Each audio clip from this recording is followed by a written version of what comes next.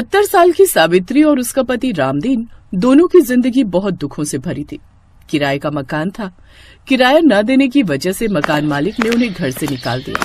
इकलौता बेटा मुकेश बहुत ही बिगड़ा हुआ था। वो अपनी पत्नी के साथ अलग जाकर रहने लगा।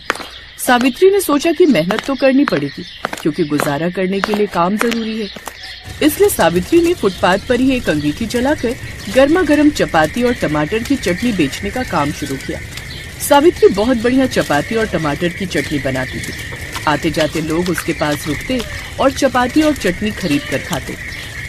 सावित्री अम्मा, कुछ भी कहो, जब से तुम्हारे यहाँ गर्मा गर्म चपाती और टमाटर की चटनी खाने लगाऊं ना, घर के खाने की कमी महसूस ही नहीं होती। धन्यवाद बेटा, मैं तो बस कोशिश करती हूँ कि यहाँ पर जितने भी काम करने वाले लोग हैं उन्हें घर के खाने की सच में कमी महसूस ना हो, इसीलिए मैं गर्मा गर्म चपाती और चटनी बनाती हूँ। सावित्री, टमाटर और आटा ले आया हूँ। रामदीन अगले दिन का सामान पकड़ाने लगता है, तभी उसकी सांस फूल जाती है। तुम्हें कहा था बुखार में मत जाओ, पर तुम मेरी सुनते कहाँ हो। मैं चली जाती सामान लेने बाजार। क्या करूँ सावित्री, सारा दिन फुटपाथ पर लेटे लेटे मन नहीं लग रहा था। सोचा कि बाजार से सामान ले आऊंगा तो थोड़ा मन लग जाएगा। तो भी तो अकेली लगी रहती है। काका, आप दोनों इस उम्र में यहाँ फुटपाथ पर रहते हो? हाँ बेटा, जब औलाद नालायक निकलती है ना, तो माता पिता का बुढ़ापा सड़कों पर गुजरता है। ग्राहक चपाती और चटनी खाकर जा चुके थे। सावित्री और रामदीन कुछ देर आराम करने लगे, तभी उनका नालायक बेटा और बहू आ गए। मुकेश ने झटके से पैसों के गल्ले को खोला तो सावित्री ने उसका हाथ रोक दिया। क्या कर रहा है मुकेश? छोड़ पैसे, मैं तुझे आज पैसे नहीं ले जाने दूंगी।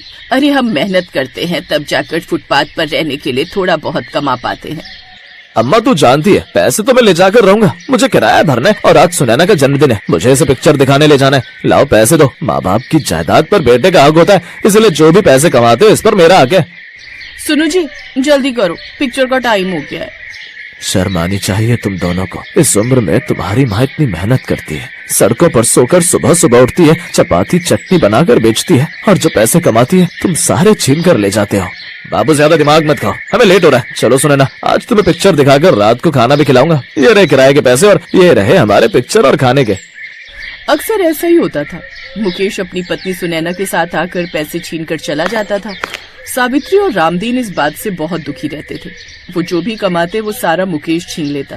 एक दिन सावित्री और रामदीन चपाती चटनी बेच रहे थे, तभी उन्होंने सड़क के दूसरे किनारे पर एक आदमी को चलते चलते अचानक से गिरते हुए देखा। सावित्री और रामदीन दोनों दौड़कर सड़क के पार गए।